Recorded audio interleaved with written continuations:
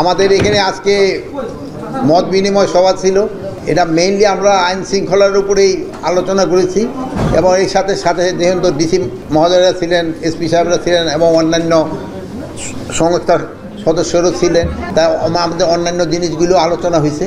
এর ভিতরে সবচেয়ে বেশি আলোচনার ভিতরে আসছে মাদকটার ব্যাপারে। এখানে মাদকটা কিভাবে বন্ধ করা যায়, যেহেতু আপনারা জানেন এই সমাজে মাদকটা কিন্তু একেবারে ছড়িয়ে গেছে।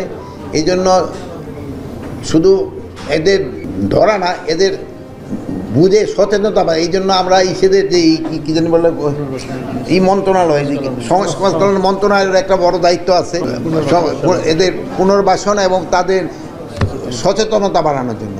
আর এটা আমাদেরও সবারই একটা দায়িত্ব রয়ে গেছে, আপনারা আমারও সবারই একটু সচেতনতা বাড়ানোর জন্য এই কীভাবে এই মাদকটার থেকে আমরা মুক্তি পেতে পারি। প্লাস আপনারা জানেন যে একটু পুশিং যদিও গতকালকে হয়েছিল, আজকে আর এখনও হয় নাই, হয়তো আমরা আশা করব ভবিষ্যতে আর হয়তো হবে না। যদি আমাদের দেশে কেউ থেকে থাকে ওই দেশে, এটা প্রপার চ্যানেলে তারা আসবে।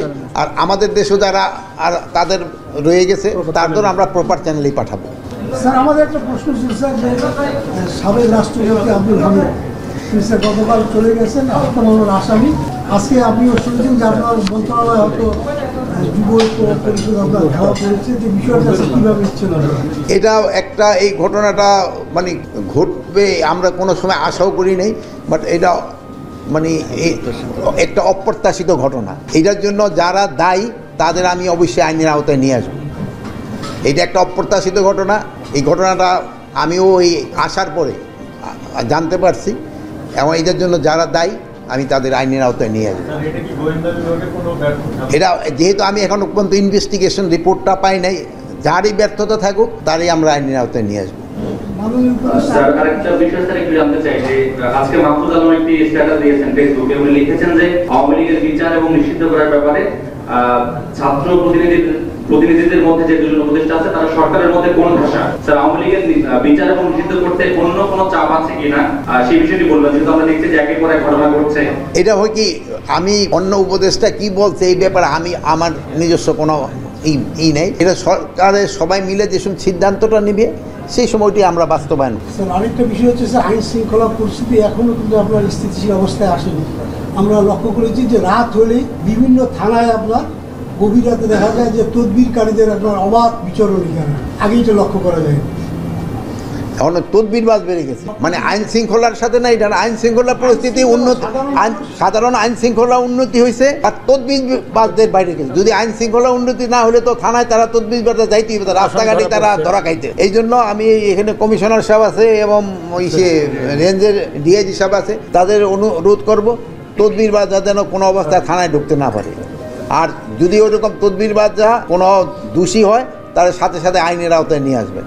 কেউ আইনের ঊর্ধ্বে না, সবারই আইনের আওতায় আনার রয়ে গেছে। আর একটা জিনিস সবসময় বলবো, নির্দোষী যে সে যেন কোনো অবস্থায় শাস্তির আওতায় না আসে, আর দোষী যে সে যেন কোনো অবস্থায় ছাড়া না পায়, তাকে অবশ্যই শাস্তির আওতায় আসতে হবে। তার আরেকটা বিষয় স্যার, ভারত যেহেতু স্যার এখন পুশিং করতেছে, পাশাপাশি সিলেটের গোয়েনঘাট এলাকায় স্যার ফুটবল মাঠ দখল করতে দিয়েছে।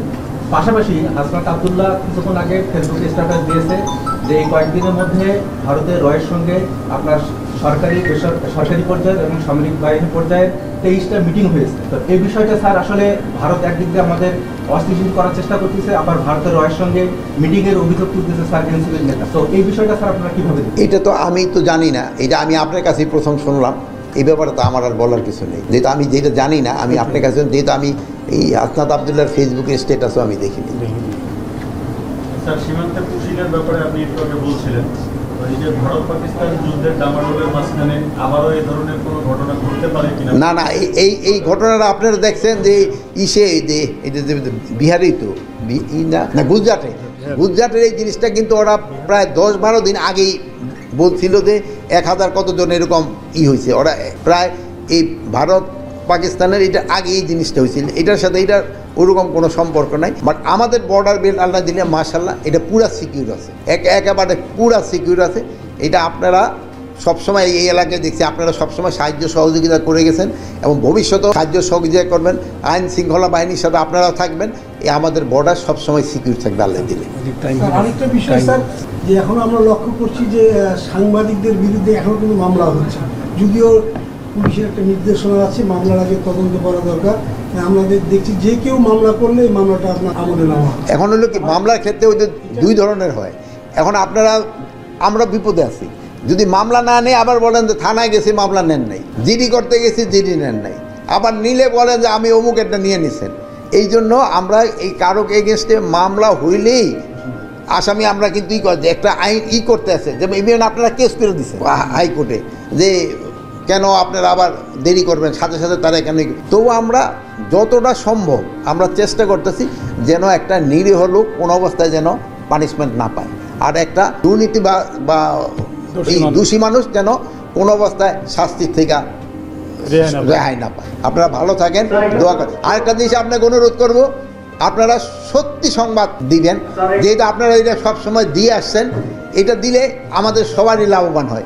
যদি একটা সংবাদ যদি একটু এদিক সেদিক হয়ে যায়, এটা কিন্তু পার্শ্ববর্তী দেশে লুইফা নেয়, এটা নিয়ে করে নাকি এটা নিয়ে ওরা কতগুলি মিথ্যা বানোয়ার দিয়ে দেয়। যদি আপনাকে এখানে একটা খুব সুনাম আছে আপনারা সবসময় সাধারণত সত্যি সংবাদটি দিয়ে দেন।